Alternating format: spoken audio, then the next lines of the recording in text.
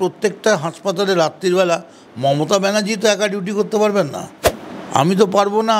অনেকের মতো ওই ধিক্কার যখন বলছেন ম্যানেজমেন্ট জবাব দাও, তখন আমিও সঙ্গে মিছিলে ভিড়ে গিয়ে বলবো জবাব চাই, জবাব দাও, ম্যানেজমেন্ট জবাব দাও। আরে ম্যানেজমেন্টটা কে সেটা তো দেখতে হবে। আমি নিজেই ম্যানেজমেন্ট হয়ে আবার ম্যানেজমেন্টের কাছে জবাব চাইছি কী করে? তাতে যদি বাউন্সারদের মার খেতে হয়, সিকিউরিটিদের মার খেতে হয়, তাও রাজি আছে। কিন্তু জুনিয়র ডাক্তারদের ওপর হামলা কোনোভাবেই বরদাস্ত করা যাবে না।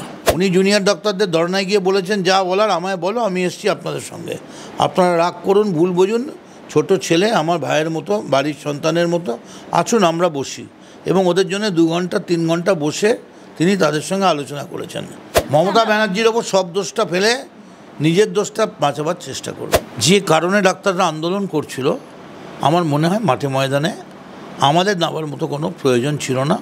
মন্দিরের সামনে কেউ মারা গেলে ভগবানকে ইট পাথর ছোড়ে না, কিন্তু আপনাদের হাসপাতালে মারা গেলে আপনাদের হাত ধরে টানে, কারণ আপনাদের থেকে ভগবানের থেকেও বেশি মনে করে। এমএসবিপি বলেছেন রাতে ডিউটি উনি করছেন না। গতকাল রাতে যখন ওনাকে ফোন করা হয়, উনি বলেন রাতের ডিউটি উনি করছেন না, তাই উনি কোনো রকম কোনো ব্যবস্থা করতে পারবেন।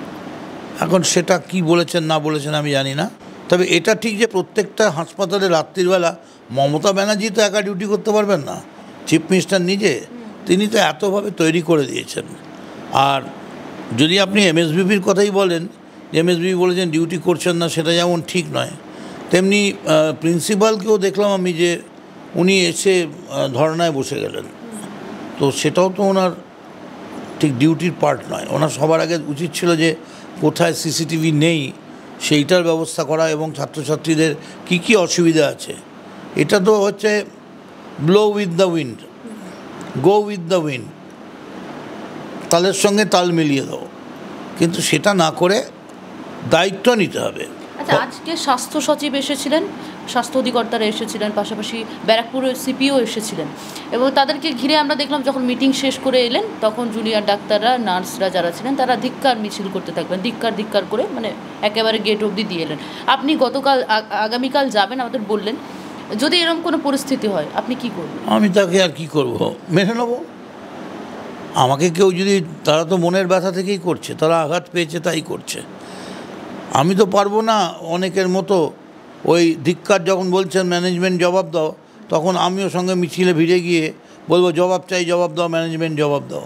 আরে ম্যানেজমেন্টটা কে সেটা তো দেখতে হবে। আমি নিজেই ম্যানেজমেন্ট হয়ে আবার ম্যানেজমেন্টের কাছে জবাব চাইছি কী করে? ফলে আমার মনে হয় যারা স্বাস্থ্য দপ্তরের কর্তা ব্যক্তিরা আছেন, চালাকির দ্বারা কোনো মহৎ কার্য হয় না।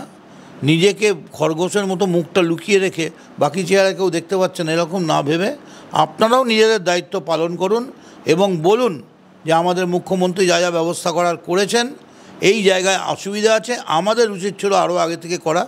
আপনাদের মাইনেটা তো ঠিক সময় নিয়ে নিচ্ছেন, তাহলে আপনারাও একটু পরিশ্রম করুন, সময় দিন। এবং আমি কথা দিচ্ছি যে এই কাণ্ড এর আগে সাগর দত্তে এরকম দুমদাম আগে হতো, ইদানিং একদমই কমে গেছে। আমি স্থানীয় এমএলএ হিসেবে আমি বলছি যে কোন কোন পয়েন্টে যদি ঠিক মতো বাউন্সার রাখা যায় তাহলে, এবং সেই বাউন্সারদের ওপর ইনস্ট্রাকশান থাকে যে গণ্ডগোল হলে সঙ্গে সঙ্গে ইন্টারফেয়ার করবে এবং ইন্টারফেয়ার করবে, ইন্টারভেন করবে এবং ইন্টারফেয়ার করবে, এবং ডাক্তারদের ওপর আক্রমণ করলে সেটাকে মোকাবিলা করবে। তাতে যদি বাউন্সারদের মার খেতে হয়, সিকিউরিটিদের মার খেতে হয়, তাও রাজি আছে। কিন্তু জুনিয়র ডাক্তারদের ওপর হামলা কোনোভাবেই বরদাস্ত করা যাবে না।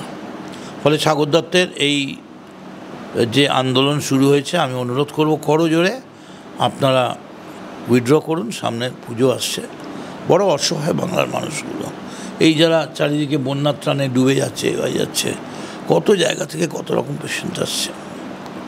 I just beg your pardon, I just appeal with folded hands to the junior doctors. আগামী 30শে সেপ্টেম্বর মহিলা তৃণমূলের তরফ থেকে রাস্তায় বেরোচ্ছেন, মিছিল করবেন, তারা প্রতিবাদ জানাবেন এই ঘটনার, যে ঘটনা। তো এই যে রাস্তায় বেরোনো, প্রতিবাদ করা, এটা আপনি কিভাবে দেখছেন? দেখুন, একটা পলিটিক্যাল পার্টি, একটা মানুষ হলে যেমন আমার সকালে ঘুম থেকে উঠতে হয়, চান করতে হয়, খেতে হয়, অফিসে যেতে হয়, বা পার্টির লোক হলে মানুষের কাজ করতে হয়, তেমনি একটা সংগঠন, সেটারও তো সব রকম ব্যবস্থা রয়েছে। মানে তাকেও তো স্থবির হয়ে জড়াবত হয়ে জড়ভরতের মতো বসে থাকা যায় না। তাই সিস্টেমেটিক রুটিন কিছু প্রোগ্রাম থাকেই। মুখ্যমন্ত্রী আগে একবার রাস্তায় বেরিয়েছিলেন, আমরা দেখেছিলাম রাস্তায় বেরিয়ে তিনি হেঁটেছিলেন এবং প্রতিবাদ জানিয়েছিলেন আরজিকর ঘটনায়। তাতে বিরোধীরা সরাসরি প্রশ্ন করেছেন যে স্বাস্থ্যমন্ত্রী তিনি, মুখ্যমন্ত্রী তিনি, স্বরাষ্ট্রমন্ত্রী তিনি, কার বিরুদ্ধে পথে নামছেন? না, তিনি কিন্তু কারোর বিরুদ্ধে পথে নামেননি। তিনি কিন্তু জুনিয়র ডাক্তারদের ধর্নায় গিয়ে বলেননি যে এই নরেন্দ্র মোদী জবাব দাও। উনি জুনিয়র ডাক্তারদের ধর্নায় গিয়ে বলেছেন যা বলার আমায় বলো, আমি এসছি আপনাদের সঙ্গে, আপনারা রাগ করুন, ভুল বুঝুন, ছোট ছেলে আমার ভাইয়ের মতো, বাড়ির সন্তানের মতো, আসুন আমরা বসি। এবং ওদের জন্য 2 ঘন্টা 3 ঘন্টা বসে তিনি তাদের সঙ্গে আলোচনা করেছেন। কিন্তু এটা নয় যে মিছিল বেরোলো। আমি দেখলাম সবথেকে সেফ হচ্ছে প্রেসের, দেখুন সবথেকে ভালো সুযোগ হচ্ছে নেপোয়ে মারে দই, ফয়দা তুলছে কে আপনারা সবাই জানেন। তো এখন এই ডাক্তারদের কাঁধে বন্দুক রাখলেই ছবি হয়ে যাচ্ছে, বাড়িতে গিয়ে বাড়িতে বউকে বলতে পারছে দেখেছো আমার ছবিটা কিরম বেরোচ্ছে। তো আমিও পারি, এই যখন মিছিল বেরোলো ভেরি পপুলার, আমিও ডাক্তারদের মধ্যে মিছিল করে মাথায় ফেটটি বেঁধে বললাম জবাব চাই, জবাব দাও। কিন্তু ডাক্তাররা তো আমায় প্রশ্ন করবে তুমি এমএলএ, তুমি তোমার কী দায়িত্ব পালন করেছো। ঠিক তেমনি আজকে দায়িত্ব যাদের আছে তারা যদি রাতারাতি ভুল পাল্টে ডাক্তারদের সঙ্গে ধর্নায় বসে পড়ে, রাত্রিবেলা কফি খেতে খেতে ধর্না মারে, এটা অনেকটা লেজার টাইমে এনজয় করার মতো, এটা ঠিক না। মমতা ব্যানার্জির ওপর সব দোষটা ফেলে নিজের দোষটা বাঁচাবার চেষ্টা করবে। আমরা একেবারে শেষ প্রশ্নে আসছি। মদন মিত্রকে আমরা বিভিন্নভাবে সামাজিক মাধ্যমে বা বলুন বিভিন্ন প্রতিক্রিয়া দিতে দেখা গেছে, কিন্তু আরজিকর ইস্যুতে সেভাবে বা এই যে সাগর দত্ত মেডিকেল কলেজের ইস্যুতে আপনাকে মাঠে ময়দানে সেভাবে পাওয়া গেল না কেন? আসলে সব খেলাই মাঠে ময়দানে হয় না, কিছু খেলা কম্পিউটারে হয়, কিছু খেলা লেখাপড়ায় হয়।